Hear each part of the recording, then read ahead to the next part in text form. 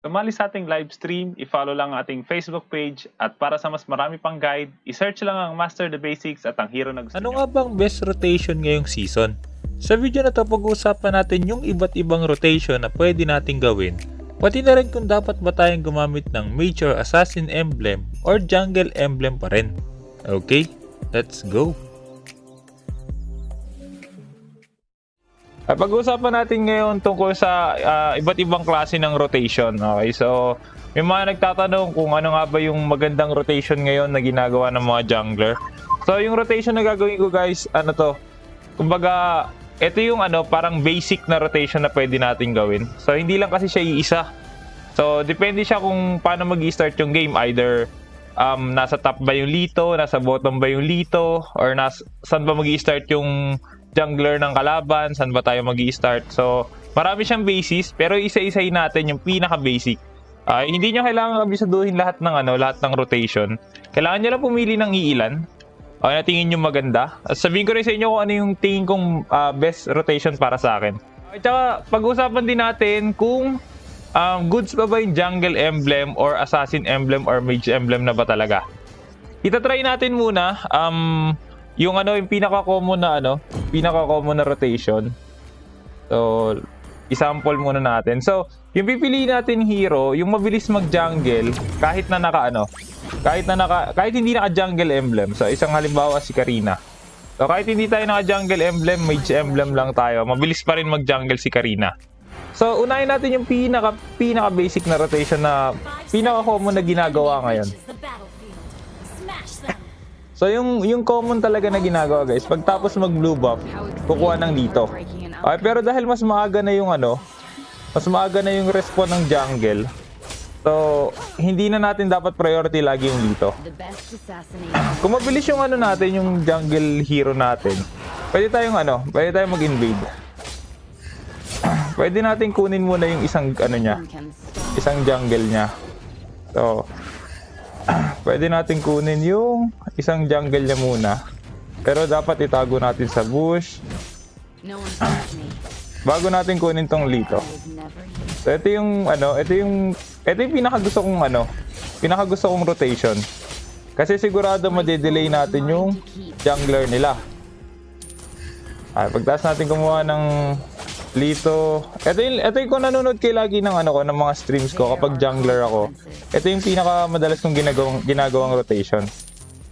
So, papaabuti natin ng turtle. Hanggang sa mag-up yung turtle, dapat mag-level 5 tayo. Yun yung una nating goal. So, ini-skip natin tong crab kasi nakuha natin yung Lito. Kung nasa kabilang side yung Lito, gagawa natin mamaya. So, ito yung pinakagusto kong rotation. Pero may mga condition guys bago natin magawa yung rotation na to. So unang condition, sa ganitong rotation dapat sa blue nag-start yung kalaban. Kung sa blue siya nag-start, mas madali natin magagawa to. Kung sa red siya nag-start, medyo mahirap na kunin yung jungle niya dito. So 5, 4, 3, magkakaroon na ng turtle. Dapat level 5 tayo. Ibig sabihin yan, lamang tayo sa red 3. Pag pumunta tayo ng turtle, lamang tayo sa red 3 ng kalaban. Tama. So ito yung isa sa pinakagusto kong rotation, invade rotation. Pag nakuha natin yung mga jungle na yon, kadalasan level 3 pa lang yung jungler nila. Try naman natin si mabilis mag-jungle na assassin. Yan. Dito tayo mag-jungle emblem muna. So ngayon naman, tingnan natin kung saan lalabas yung Lito. Try naman natin kung nasa opposite side yung Lito. Magle-level 5 ba tayo sa turtle kapag nasa opposite side yung Lito? So assassin emblem pa rin tayo guys. So isa pang tip guys para mas mabilis kayo makapag-jungle. Atakin nyo dapat yung malaki. Gamitin nyo tong smart attack targeting para ma-attack nyo yung malaking jungle na blue. So, maliban sa pag-attack dun sa malaking jungle, isa pang tip, dapat tingnan nyo yung kalaban. Kung saan ba sila nag-start. So, kung nakita natin na blue siya nag-start, automatic maglilito yan. So, pwede natin kunin yung jungle niya muna, katulad pa rin kanina. Gamitin natin yung skill natin. Tapos dahil bibigay na natin yung Lito kasi nasa opposite side yung Lito so wala na tayong choice. Magta-tank build tayo kunwari. Kahit na naka-assassin emblem tayo. So ito kukunin na natin ngayon yung yung turtle, ay yung crab. Kukunin na natin yung crab kasi nga kukunin na natin yung crab kasi hindi natin nakuha yung Lito. Pag di natin ginawa yung crab, hindi tayo magle-level 5. Medyo matagal pag Balmond 30 seconds, 29, 28. Pwede pa natin gamitin yung natin. Uy, balik ka dito. Okay, level 4 tayo. 11 seconds, 10, 9, 8. Okay, ang isa pang condition natin, kailangan natin makuha tayong maliit na blue. Okay, kasi hindi natin nakuha yung Lito kaya di tayo nag-level 5. So, pwede natin kunin muna yung maliit na blue. Kaya natin mag-start yung turtle kasi hindi naman makukuha agad ng kalaban yan. So, level 5 tayo, may turtle. Kung nagsimula na yung kalaban sa turtle, lamang pa rin tayo sa retry kasi mas malakas yung retry natin pag level 5. Okay, so yun yung goal natin. Dapat unang turtle mag-level 5 tayo. Ay, ngayon naman paano kung red nag-start yung kalaban. Yung dalawang ginawa ko kanina, maganda lang yon kapag blue yung start ng kalaban. Sa baba yung dito. Ayan, okay. So nasa baba naman yung Lito. So halimbawa naman sa case na to, kunwari sa red naman mag-start yung kalaban. So para malaman natin kung saan nag-start yung kalaban, kailangan nyo lang gawin guys, habang uma-attack tayo sa buff, tingnan nyo yung mga buff nila. Silipin natin yung buff nila para para malaman natin kung saan sila nag-start. So halimbawa dito red nag-start yung kalaban. So hindi natin may invade yan kasi kukunin niya agad yan. So ang kukunin na lang natin syempre, yung jungle muna natin. Okay, so possible na pagtapos niya mag-red, kukuha yan dito, sunod yung jungle. So tayo, kunin din natin yung isa natin, tsaka natin kunin yung Lito. Pag nakuha na natin yung Lito, tsaka pa lang tayo magpa-farm. So unahin ko muna yung maliit na jungle natin. Kasi possible na mag-invade sila, wala tayong retry, ginamit natin sa Lito. So isa rin yun sa mga titignan nyo kapag meron pa kayong retry or wala. Kung wala naman nag-invade, syempre pwede na natin kunin yung red natin. Kung may nag-invade, ay hintayin muna natin cooldown ng retry natin. Pag muna natin simulan yung buff.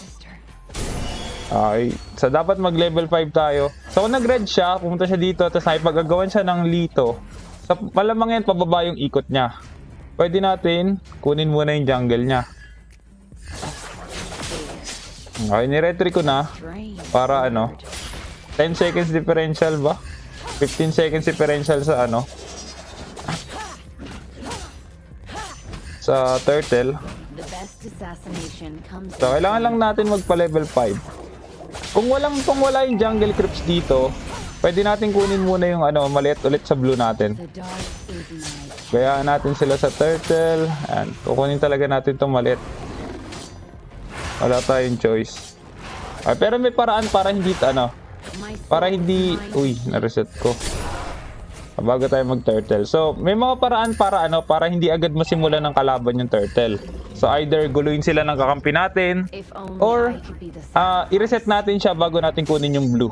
So pwede natin reset yon, mamaya itatry natin. I-reset muna natin siya bago mag-up yung blue natin. Okay, so yun naman yung yun yung basic rotation. Wala tayong nakuha sa kalaban maliban sa Lito. So medyo dikit lang yung dikit lang yung gold.xp nyo. Unlike kapag nag-invade tayo. Paano kung may tank ng kalaban nag-invade sa'yo? Master, dapat gawin? So, yan? Iba't iba kasi yung cases na mangyayari kapag may nag-invade. So, either tutulungan ka ng kakampi mo or mag-invade din sila. Ngayon, try naman natin. Magre-red start naman tayo. kaya hindi ako nagre-red start guys kasi hindi ako mapag-invade. Yun lang talaga, mahirap mag-invade sa red start. So ang goal natin dito guys, ganun pa rin. Magpa level 5 dapat tayo bago mag-turtle. Ang problema ko dito guys, katulad niya, nasa opposite side yung Lito. So hindi natin sigurado kung aabot tayo or hindi. So ganun pa rin, titingnan natin kung saan nag-start yung kalaban, blue ba or red. So kapag red siya, mas malapit siya sa sa Lito. So may option tayo na pagtapos natin kumuha ng red, pwede tayong humabol sa Lito kung aabot pa. Pero kailangan makuha rin natin to para di na tayo bumalik. So kung red start siya, aabot siya sa Lito, pero aabot pa rin tayo. So dapat umabot tayo sa Lito. Kung hindi na tayo aabot, okay, gagawin natin mamaya, pwede natin kunin yung jungle niya sa kabilang side. Pwede pa natin kunin yung jungle niya dito kung sakaling open. Ay, para makapag-invade. Pero kung sakaling hindi tayo abot sa sa Lito, pwede tayo kumuha sa kabilang side. Ay, kung nakuha natin Lito, di ko kinukuha yung crab pag nakuha ko yung Lito. Kasi madedelay lang tayo sa sa crab na yan. Kung nag-red start siya, dito siya pupunta. Tapos kunin niya Lito, tapos pupunta na siya ng blue niya. Oops. Ngayon pa lang natin kukunin yung blue natin. Ay, hindi ko pala nakuha yung isa ko. Tingnan natin kung aabot pa tayo dun sa isa. Tingnan natin kung aabot tayo pang level 5 natin. Pero usually aabot yung kalaban. Yung kalaban na yung kukuha dito eh. So kung masyado nang malayo sa atin, hindi na natin talaga makukuha. Pero ang goal kasi natin magpa level 5. So aabot lang tayo dito kung hindi hinahayaan ng kakampi natin makatawid yung yung jungler ng kalaban. So yun lang pinaka-way natin. So dahil inuna natin to kanina, kaya abutan pa talaga natin siya. Yan. Yun lang magpapa level 5 sa atin. Bago tayo mag-turtle. Kung nasa baba naman yung Lito, try naman natin red start sa baba yung Lito. Meta po ba Mage Emblem? Tawag dito, kapag mabilis yung jungler nyo, mabilis kumuha ng farm, try naman natin kay Hardy. Maganda yung Mage Emblem. Pero kapag mabagal kumuha ng farm guys, dapat tayo, mag-jungle emblem tayo. Try naman natin kay Harley pero jungle emblem. Dito nag-jungle emblem naman tayo kasi medyo mabagal si Harley sa early. So i-jungle emblem natin, tapos try natin yung tank build Harley. Tank build Harley tayo. So dito nasa baba na yung Lito. So dapat mas maaga tayo makarating. So ito talaga problema guys, hindi talaga ako makapag-invade. So kung gusto natin mag-invade, so pwede nating ibigay yung Lito. So para makapag-invade tayo, kunwari yan, kukunin niya pa naman yung Lito. Uy, nauntog pa nga. Doon ako nalungkot. So kunwari binigay natin yung Lito, unahan natin siya sa jungle niya. Ito na lang yung pinaka-invade na pwede natin gawin. So ang best na magagawa dito ng mga kampi natin is i-force mag-retry yung jungler ng kalaban. Ito na yung pinaka-invade na magagawa natin guys kapag nag-red start tayo, bibigay talaga natin yung Lito.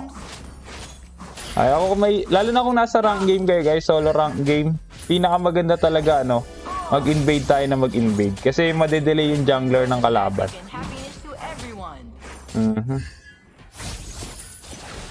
So pag nakapag-invade tayo, hindi ko na naman nakuha yung isa sa baba. So kung nag-blue start yung kalaban, paakyat pa lang din siya.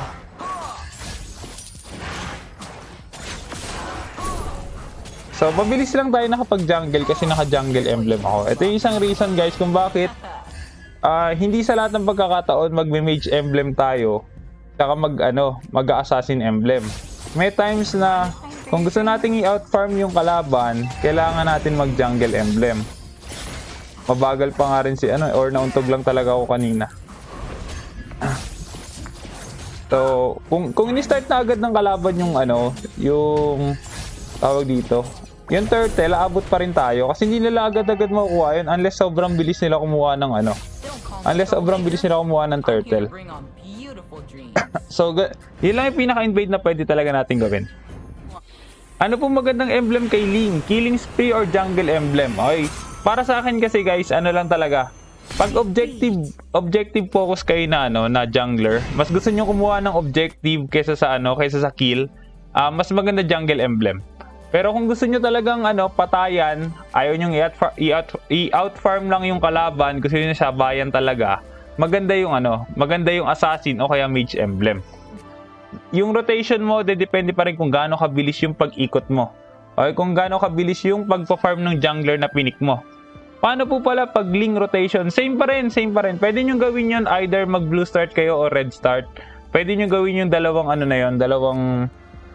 hindi siya dalawa eh. Either blue start invade or blue start na basic lang na rotation. Ganun din sa red start invade or red start na basic rotation. Hindi nyo kailangan gamitin lahat yon lagi or paulit-ulit. Ang kailangan nyo lang doon, i-master nyo lang isa or dalawang rotation doon. Okay, kung katulad ko, blue talaga ang pinakagusto ko. Blue start invade, yun ang paulit-ulit ko lang ginagawa. O kaya blue start na basic rotation. Kung sakaling blue start ako, blue start kalaban, invade ako. Pag blue start ako, red start yung kalaban, pwedeng basic rotation lang. So depende talaga yan guys kung saan nag-start yung kalaban, kung ano yung farm na kukunin natin, kung saan tayo ikot. Subscribe, hit mo na yung subscribe pati yung notification bell. Basta lagi mo lang tatandaan, kung gusto mo mag-improve, just master the basics. I'm out.